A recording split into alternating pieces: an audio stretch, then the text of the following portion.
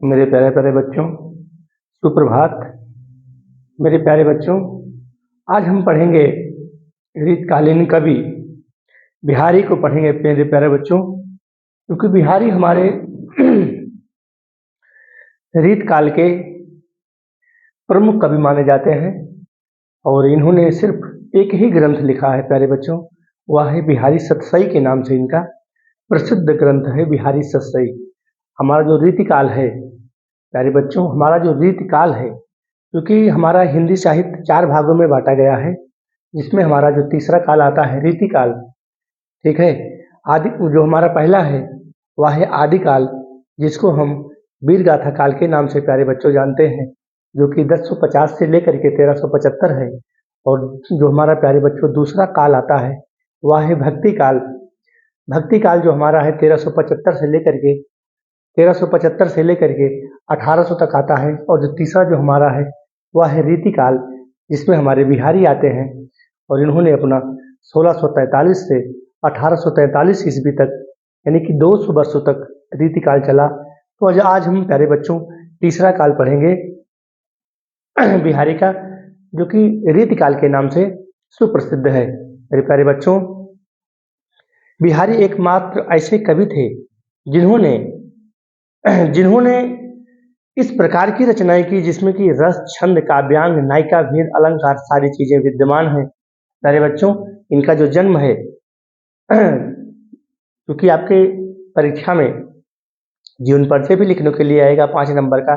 इनका जो जन्म है वह ग्वालियर में हुआ था, ग्वालियर मध्य प्रदेश। मेरे प्यारे बच्चों 1595, और इनकी जो मृत्यु है वह 1663 में हुई थी। इनकी जो भाषा है वो ब्रज भाषा है, और इन्होंने जो भी अपने दोहे लिखे हैं मेरे प्यारे बच्चों, वह मुक्तक शैली में लिखे हैं, ठीक है। हम महत्वपूर्ण लाइन आपको प्यारे बच्चों बताएंगे। रीतिकाल को उत्तर मध्यकाल के नाम से भी प्यारे बच्चों जाना जाता है, क्योंकि हम आपको काव्य रचना पढ़ाने से पहले आपको थोड़ा सा जीवन परिचय से, इनकी साहित्यिक परिचय से आपको जोड़ दें, ताकि आपको जो है जो आपको साहित्यिक परिचय या जीवन परिचय परीक्षा में लिखने के लिए आता है मेरे प्यारे बच्चों, इसीलिए हम कोई भी काव्य रचना पढ़ाने से पहले हम आपको उनके जीवन परिचय और साहित्यिक परिचय से जोड़ने का काम सबसे पहले प्यारे बच्चों करते हैं। क्योंकि जब तक आप उनके इतिहास के बारे में, आप उनकी काव्य रचना के बारे में, आप उनके जीवन परिचय के बारे में, माता पिता के बारे में नहीं जानेंगे, तब तक आपकी काव्य रचनाओं के बारे में समझ नहीं पाएंगे। तो मेरे प्यारे बच्चों, ये जो हमारा रीतिकाल है इसको हम उत्तर मध्यकाल के भी नाम से जाना जाता है। यानी कि इस लाइन को नोट कर लेना, ऐसे एरो बना के कॉपी पे लिख देना। यानी कि रीतिकाल को उत्तर मध्यकाल के नाम से भी जाना जाता है। और कहा इसको किसने? आचार्य रामचंद्र शुक्ल, जो हिंदी साहित्य के हमारे, जो कि हिंदी साहित्य का इतिहास लिखा है, आचार्य रामचंद्र शुक्ल के अनुसार रीतिकाल को उत्तर मध्यकाल के नाम से भी जाना जाता है। एक पॉइंट मेरे प्यारे बच्चों आपका हो गया जीवन परिचय में। दूसरा पॉइंट, श्रृंगार काल। श्रृंगार काल किसने कहा? श्रृंगार काल मतलब रीतिकाल को श्रृंगार काल की संज्ञा किसने प्रदान की? इसको प्रदान की है मेरे प्यारे बच्चों विश्वनाथ प्रताप मिश्र ने। यानी कि रीतिकाल को श्रृंगार काल की संज्ञा प्रदान की आचार्य विश्वनाथ प्रताप मिश्र ने। और विश्वनाथ प्रताप मिश्र ने रीतिकाल को 3 भागों में बांट दिया मेरे प्यारे बच्चों। रीतिबद्ध, रीति मुक्त और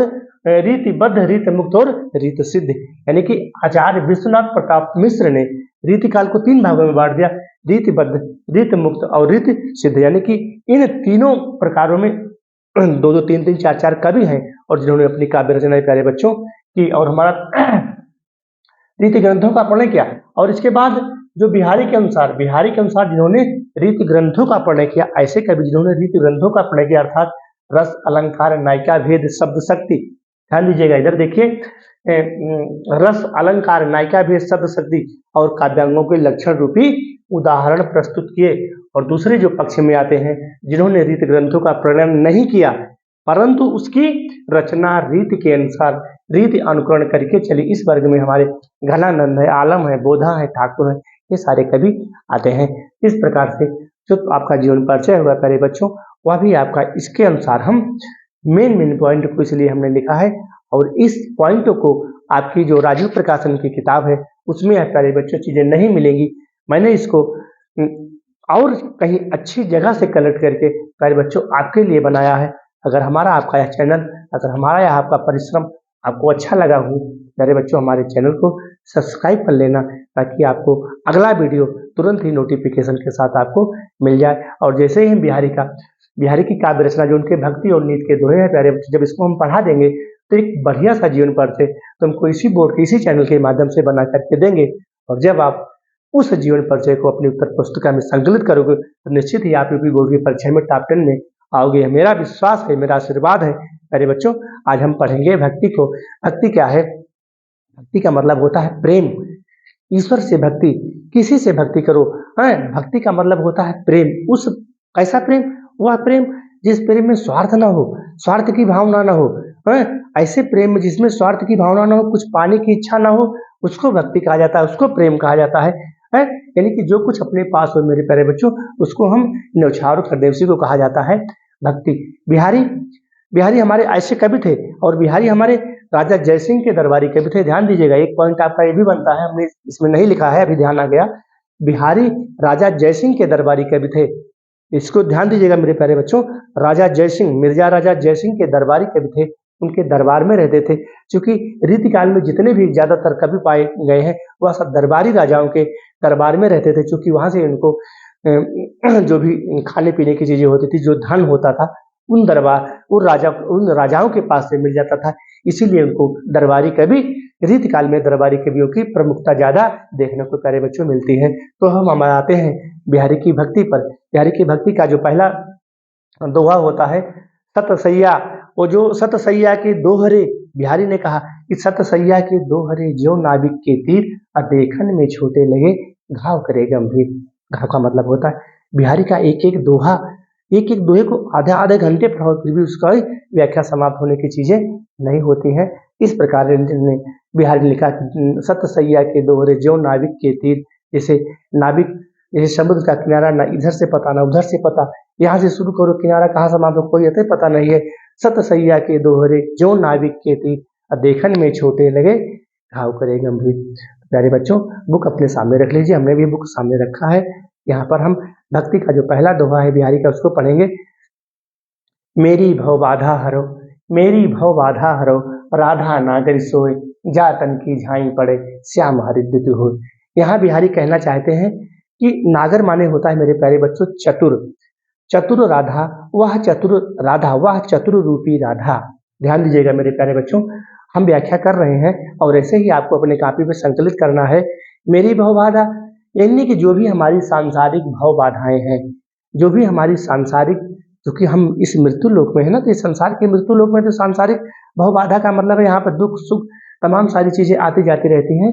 तो मेरी भव बाधा हरो, वह चतुर राधिका हमारी समस्त सांसारिक भव बाधाओं को दूर करे, जिसके शरीर की परछाई पड़ने से, जिसके शरीर की यानी कि राधा की परछाई पड़ने से, राधा सुंदर थी और भगवान सांवले रंग के थे, जा तन की झाई पड़े, जिसके शरीर की झाई माने होता है परछाई, तन माने होता है शरीर, जिसके शरीर की परछाई पड़ने से श्याम कहा गया है भगवान कृष्ण को, कान्हा को, कन्हैया को, त्रिभंगी लाल को, नटवर लाल को, बहुत सारे नाम है प्यारे बच्चों उनके। तो जिसके शरीर की परछाई पड़ने से भगवान कृष्ण भी हरे रंग के हो जाते हैं। हरा रंग शांति का प्रतीक है, सुख का प्रतीक है, खुशी का प्रतीक है मेरे प्यारे बच्चों। हरा रंग, जैसे मान लीजिए हमने पेड़ पौधे देखा, उपवन में, वाटिका में, कहीं भी हरी चीजों को देखते हैं तो हमको वह मानसिक सुकून प्रदान करती है। वही यहाँ पर बिहारी ने लिखा है कि जिसके शरीर की परछाई पड़ने से, यानी कि राधा सुंदर थी, राधा गोरी थी, राधा का सौंदर्य अनुपम था, अनोखा था। तो राधा की सुंदरता, राधा का सौंदर्य, राधा के रूप की परछाई पड़ने से भगवान कृष्ण हरे रंग के हो जाते हैं। जा तन की झाई पड़े, जिसके शरीर की परछाई पड़ने से श्याम हरित द्युति हो, भगवान कृष्ण हरे रंग के हो जाते हैं। प्यारे बच्चों, एक बार फिर से बता दे रहे हैं, वह चतुर राधा, नागर माने चतुर होता है, वह चतुर राधा, प्यारे बच्चों, वह चतुर राधा हमारी समस्त सांसारिक भव बाधाओं को दूर करे, जिसके शरीर की परछाई पड़ने से, जिसके शरीर की आभा पड़ने से, जिसके शरीर के भाग का जो राधा का सौंदर्य है, जो राधा का रूप है, जो राधा का अनोखा रूप है, उनके शरीर की आभा पड़ने से भगवान कृष्ण भी हरे रंग के हो जाते हैं। और हरा रंग शांति का प्रतीक है, सुख का प्रतीक है। है, कष्ट को हरने का प्रतीक है, इसीलिए कहीं भी हरा रंग ज्यादा देखने में सुंदर लगता है। तो पहला दोहा हमारा प्यारे बच्चों यह समाप्त हुआ। मेरी भव बाधा हरो राधा नागर, यहाँ पर श्रृंगार रस प्रमुख रूप से है। मेरी भव बाधा हरो राधा नागर सोर, वह चतुर्रूपी राधिका, वह चतुर्रूपी राधा हमारी समस्त सांसारिक भव बाधाओं को दूर करे। जिसके शरीर की परछाई मात्र पड़ने से भगवान कृष्ण हरे रंग के हो जाते हैं। दूसरा हम पढ़ते हैं, मोर मुकुट की चंद्रिकन यो राजत नंदनंद। नंदनंद कहा गया है, जो नंद के लाला है, जो नंद के पुत्र है, था नंद बाबा के, भगवान किसको कहा गया? राजत माने होता है प्यारे बच्चों सुशोभित होना।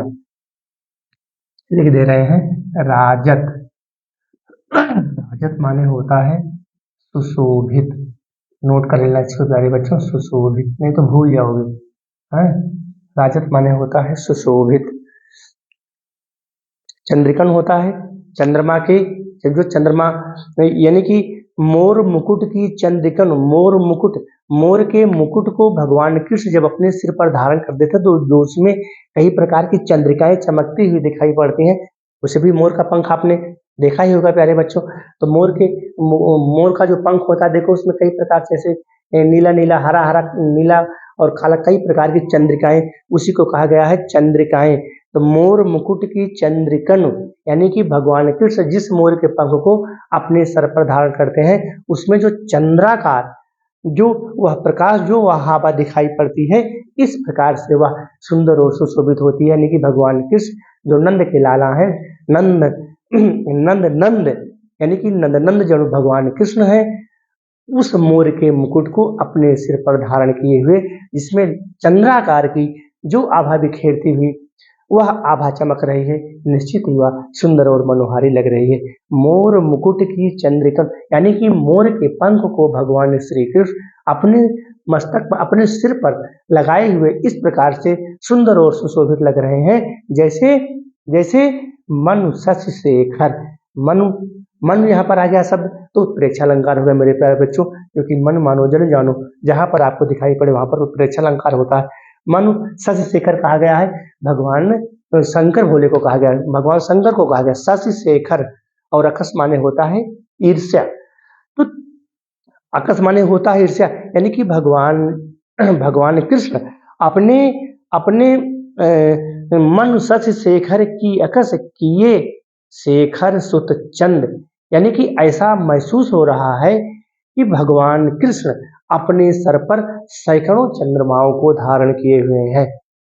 जो यहाँ पर अकस का मतलब यह है, ईर्ष्या से लिया गया है, क्योंकि भगवान शंकर एक ही चंद्रमा को अपने सर पर धारण किए हुए थे और भगवान कृष्ण तो ऐसा महसूस हो रहा है उस मोर के पंख से इस सैकड़ों चंद्रमाओं को अपने सर पर धारण किए हुए है। अकस का मतलब होता है ईर्ष्या। अकस का मतलब होता है ईर्ष्या। ईर्ष्या तू न गई मेरे मन से, ईर्ष्या तू न गई मेरे मन से, रामधारी सिंह की रचना भी है, उनका निबंध है। मोर मुकुट की चंद्रिकन यानी कि मोर के पंख को भगवान कृष्ण अपने सर पर धारण किए हुए, अपने मुकुट पर धारण किए हुए इस प्रकार से सुंदर और सुशोभित हो रहे हैं। ऐसा महसूस हो रहा है कि अपने मुकुट पर वह सैकड़ों चंद्रमाओं को धारण किए हुए हैं, जबकि भगवान शंकर एक ही चंद्रमा को धारण किए हुए हैं। इसीलिए यहाँ पर प्रतिद्वंद्विता की बात बताई गई है, ईर्ष्या की बात बताई गई है। सोहत ओढ़े पीत पटु, पीत माने होता है पीला, पट माने होता है कपड़ा, सोहत माने सुशोभित होना। ओढ़े जैसे किसी चीज को ओढ़ लिया जाए, ठंडी का समय है, किसी भी कंबल को या जो भी मोटे कपड़े हैं जो गर्मी से, जो हमको ठंड से राहत प्रदान करते हैं, वही भगवान कृष्ण पीले वस्त्र को ओढ़ते हुए इस प्रकार से सुंदर और सुशोभित लग रहे हैं। श्याम सलोने गात, गात माने होता है शरीर, श्याम माने होता है कृष्ण, सलोने माने सुंदर सुशोभित। तो सोहत ओढ़े पीत पट, भगवान कृष्ण पीले वस्त्र को इस प्रकार से ओढ़े हुए, इस प्रकार से उसको ढके हुए, इस प्रकार से सुंदर और सुशोभित लग रहे हैं। ऐसा मनो शब्द यहाँ पर आ गया। यहाँ पर भी प्यारे बच्चों उत्प्रेक्षा अलंकार हो गया। मनो, जन जानो मन, मनो शब्द मिल जाए तो फिर वहां पर उत्प्रेक्षा अलंकार हो जाता है।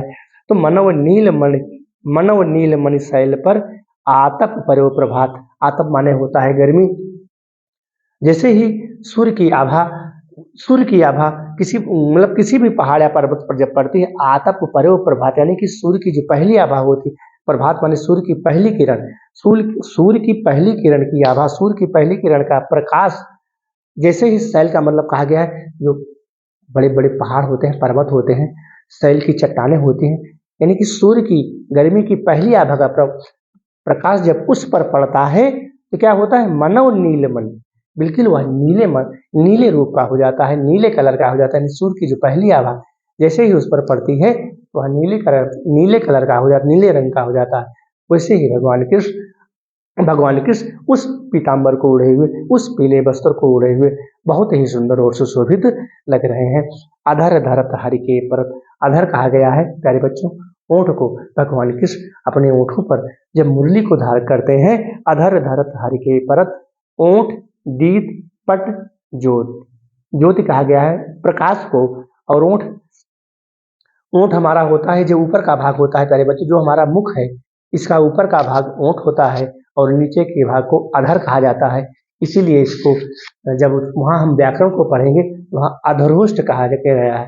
क्या कहा गया है, अधरोष्ट। तो ओंठ दीत माने होता है दीत माने होता है प्रकाश, यानी कि आभा, एक प्रकार की आभा। ओंठ दीत पट माने होता है कपड़ा, यानी कि जब भगवान कृष्ण अपने अधरों पर उस मुरली को धारण करते हैं तो उसमें जो प्रकाश निकलता है, कौन सा प्रकाश, ओंठ पर जब धारण करते हैं तो उसमें जो आभा निकलती है, जब उसकी आभा यानी कि पीले वस्त्र की आभा उस पर पड़ती है और उधर प्रकाश की आभा उस पर बस मुरली पर पड़ती है, तो हरे रंग की जो बांसुरी है वह इंद्रधनुष के रंग की हो जाती है।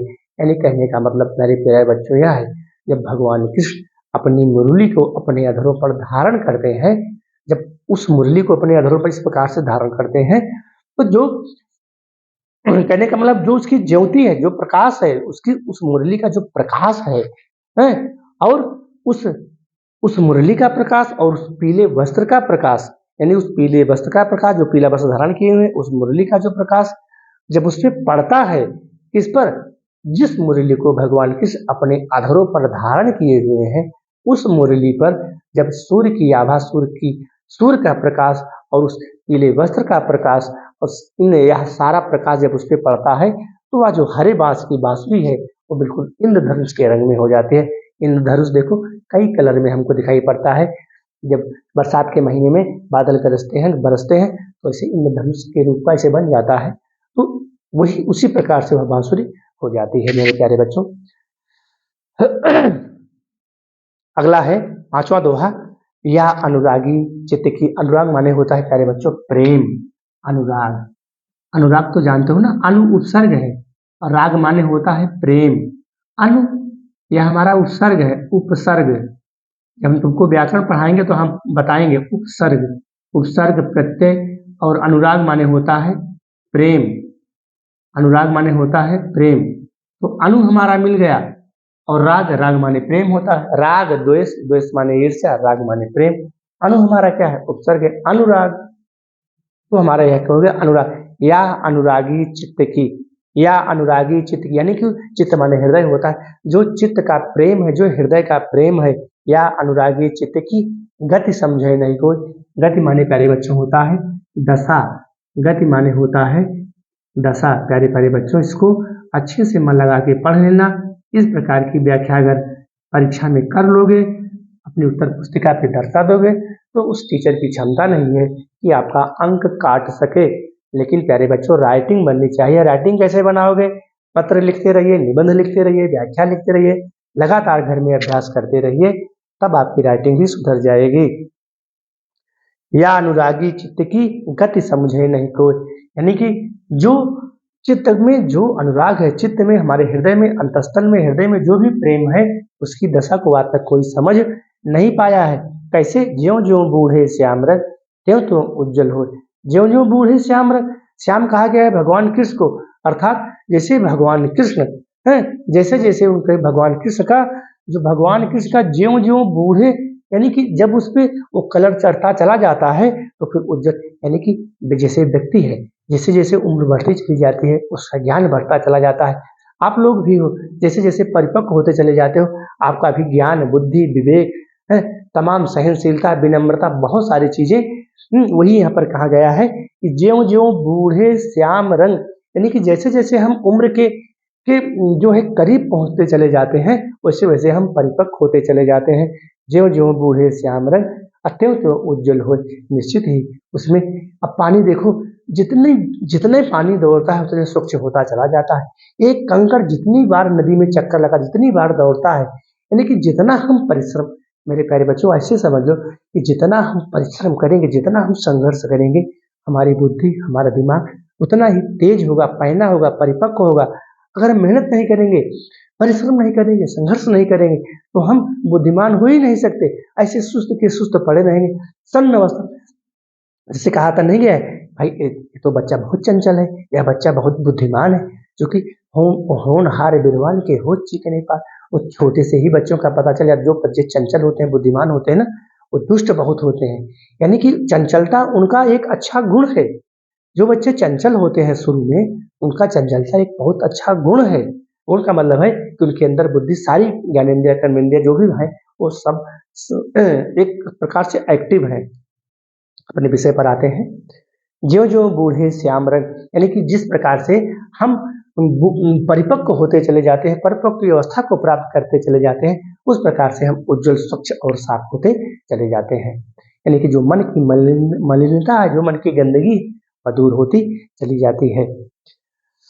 अगला है दोहा, तव लगुया मन सदन में हरि आओ की बाट। बाट माने होता है रास्ता। है एक पुरानी फिल्म थी कि कौने दिशा में लेके चला रे बटोहिया, एक पुरानी फिल्म है, उसी में बाट शब्द प्रयोग किया गया है। बाट माने होता है, बाट माने होता है रास्ता, की माने होता है किस रास्ते से है। तो तव लगी या मन सदन में, सदन माने होता है घर, तव लग या मन सदन में, हरि माने होता है भगवान। यानी कि भगवान भगवान उस घर रूपी सदन में किस रास्ते से आवे भाई, जब हमारे मन में विकट जटे लघु निपट खुटे न कपट कपाट। यानी कि प्यारे बच्चों, जब हमारे मन में छल, कपट, ईर्ष्या, द्वेष, गंदगी भरी पड़ी है, ऐसे समझ लो सरल अर्थों में प्यारे बच्चों, बिल्कुल सरल अर्थों में समझ लो। कभी भी हमारा समझाई हुई व्याख्या आप भूल ही नहीं पाओगे। ऐसे समझ लो प्यारे बच्चों कि विकट जटे जब लग, विकट जटे जब लग निपट, अखुटे न कपट कपाट। खुटे का मतलब जो कपट का दरवाजा है, जब हम अपने मन में, अपने मस्तिष्क में ईर्ष्या, द्वेष, गंदगी, बदले की भावना, क्रोध, इन सब चीजों को भर के रखे रहेंगे तो जो ज्ञान का मार्ग है उसके लिए दरवाजा नहीं खुल पाएगा। कहने का मतलब है जब हमारे अंतस्थल में, जब हमारे हृदय में, हमारे मन मस्तिष्क में इतनी सारी गंदगियां भरी रहेंगी तो भगवान के आने का रास्ता हम खोल ही नहीं पाएंगे। क्योंकि जैसे ही हम उस दरवाजे को खोलेंगे, उधर से जो हमारी गंदगी है, कौन कौन, ईर्ष्या, द्वेष, क्रोध, बदले की भावना, तमाम तरह की जलन है, हम प्रेम को नहीं जानते हैं, हम बहुत सारी चीज़ों को नहीं जानते हैं। तो यह सब सारी चीज़ें जो अच्छे ज्ञान की चीज़ें हैं उसको आने से मना कर देती हैं। इसीलिए मेरे प्यारे बच्चों, योग साधना की जाती है कि हमारे मन में अच्छी अच्छी चीज़ें ग्रहण करें, जो खराब चीज़ें हों मन से हमारे निकल जाएं। इसके लिए योग करना पड़ता है, साधना करनी पड़ती है, पूजा पाठ करना पड़ता है, आराधना करनी पड़ती है, तब हमारे मन मस्तिष्क से। और निश्चित ही जो बच्चे उदास रहते हैं, बेचैन रहते हैं, जो बच्चे डिमोटिव रहते हैं, उनकी उदासी का सिर्फ यही एक कारण है कि उनके मन में प्यारे बच्चों गंदगी भरी है, ईर्ष्या भरा है, द्वेष भरा है, बदले की भावना भरी है। कम समय में जल्दी से हमारे पास धन कैसे आ जाए, कैसे हम बहुत बड़े आदमी हो जाए, गाड़ी हो जाए, घर हो जाए, तमाम प्रकार की चीजें हो जाए, तो वह उस व्यक्ति का मन जो होता है वह अवसाद से, कपट से, छल से भरा रहता है। तो ऐसे मन मस्तिष्क में भगवान के जाने का रास्ता नहीं खुलता है। और प्यारे बच्चों, थोड़ा सा सरल अर्थों में बता देते हैं कि विकट तो लगिया मन सदन में, यानी कि हमारे मन रूपी सदन में, हमारे इस मन रूपी घर में, ऐसे समझ लो सरल अर्थों में, हमारे इस मन रूपी घर में भगवान के आने का रास्ता तभी खुलेगा जब हमारे अंदर किसी भी प्रकार की कोई गंदगी नहीं रहेगी।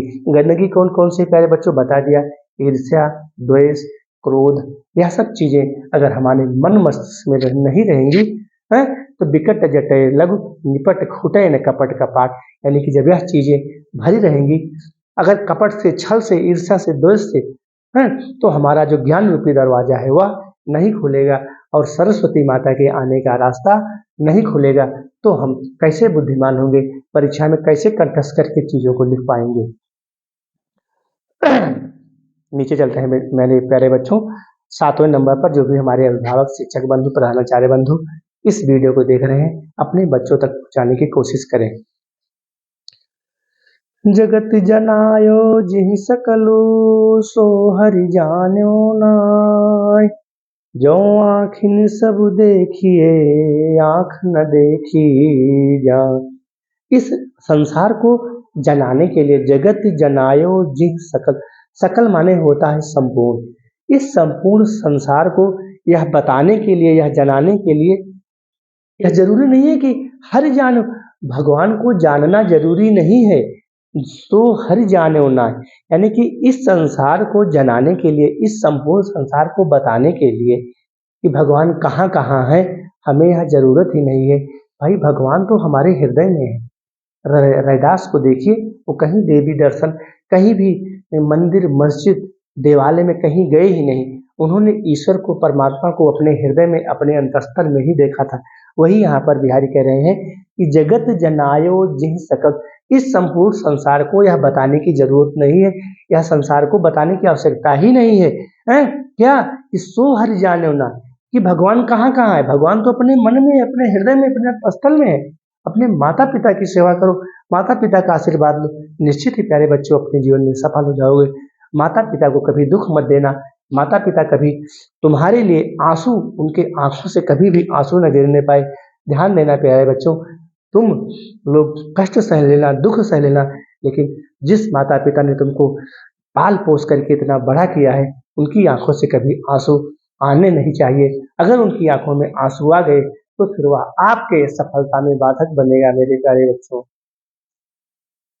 अगला है ज्यों आँखिन सब देखिए, जिस आंखों से हम देख रहे हैं ज्यों आँखन सब, जिन आंखों से हम पूरा संसार, इस संपूर्ण संसार को हम जिन आंखों से देख रहे हैं, उस आंखों को आज तक कोई देख पाया ही नहीं है। वो आँख कौन सी है? परमात्मा रूपी आँख है। आँख न देखी जाए, उस परमात्मा रूपी आँख को आज तक कोई देख, भाई इस आँख से तो हम पूरी, इस पूरे संपूर्ण संसार को देख रहे हैं। ये हमारे बच्चे, हमारा घर है, हमारी गाड़ी है, हमारा जमीन है, हमारी प्रॉपर्टी है, लेकिन उस आँख को, कैसी आँख को? आँख न देखी जाए, उस परमात्मा रूपी आँख को, जो परमात्मा अपनी एक आँख से इस पूरे संसार का रचयिता है, पूरे संसार को भोजन उपलब्ध कराता है, दवा उपलब्ध कराता है, सारी उनकी आवश्यकताओं की पूर्ति करता है, उस आँख को आज तक कोई देख पाया ही नहीं है। और उस आँख को जो देखने की कोशिश कर लेगा, जो परमात्मा में, जो परमात्मा से अपने तारतम्य को जोड़ लेगा, जो ईश्वर से उस तारतम्य को जोड़ लेगा, उसको उसके जीवन में कोई कमी ही नहीं रहेगी। अगला है मेरे प्यारे बच्चों 8वां दोहा है, बस हमारा अंतिम और यही एक लास्ट दोहा है। जप माला छापा तिलक सरे न एको काम। हम जप करेंगे, ऐसे ऐसे माला जपते रहेंगे, पंडित जी हैं, और तिलक लगाएंगे, तमाम प्रकार के पूरा वस्त्र नहीं धारण करेंगे, पूरा शरीर में राखी लगा लेंगे, तिलक लगा लेंगे, जप करते रहेंगे, यहाँ पर छापा लगा लेंगे, लेकिन उससे एक भी काम होने वाला नहीं। क्यों? मन में राम बगल में छुरी, मन में तो छल कपट भरा है, ईर्ष्या भरी है, द्वेष भरा है। साधु लोग निकलते हैं दुकान दुकान, पैसा मांगते हैं, राखी शरीर पे, पूरी शरीर पे राख लपेटे रहते हैं, और जैसे ही उनको पैसा मिल जाता है फिर शाम को चले जाते हैं कहाँ? मधुशाला पर। मधुशाला तो प्यारे बच्चों जानते ही होंगे। रुकिए, ठहरिए, वहाँ एक बोर्ड लगा रहता है और उस पर लिखा रहता है ठहरिए, मधुशाला यही है। एक लोगो है जो हमारे जहाँ पर मदिरा वगैरह मिलती है वहीं पर मधुशाला, उसी का नाम है। तो क्या करते हैं वो लोग? जप करेंगे, माला करेंगे, शरीर में राख लपेट लेंगे, दिन भर मांगेंगे, और मन कांचे, लेकिन उस कच्चे मन में, मन कच्चा होता है, है, नाचे वृथा, इधर नाच रहे हैं उधर व्यर्थ में, चारों तरफ ना, वृथा माने व्यर्थ में, व्यर्थ में चारों तरफ नाच रहे हैं। कितना दिन भर में कितना इकट्ठा कर ले, कितना बटोर ले, मन काचा, लेकिन मन तो उनका कच्चा है। मन में क्या भरा है? छल भरा है, द्वेष भरा है, ईर्ष्या भरा है, कपट भरा है, हैं?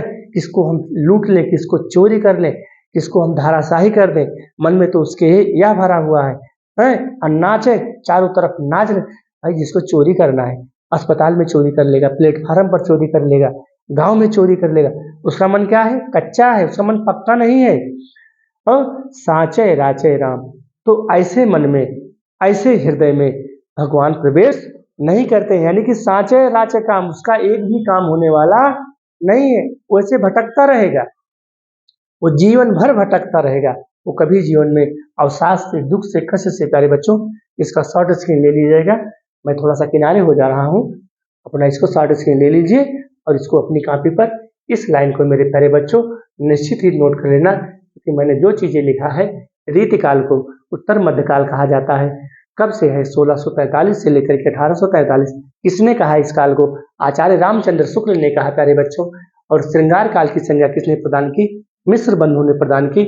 और उन्होंने, मिस्र बंधु ने 3 काल में इसको बांटा है, रीतिबद्ध, रीत मुक्त और रीति सिद्ध, रीत सिद्ध और रीति ग्रंथों का प्रणयन किया। ठीक है, और इस प्रकार से जो हमारे कवि हैं, जब प्यारे बच्चों हम नीति को पढ़ा देंगे तो आपको एक अच्छा सा PDF इस चैनल के माध्यम से आपको उपलब्ध कराएंगे। बस प्यारे बच्चों, आज यहीं तक, धन्यवाद।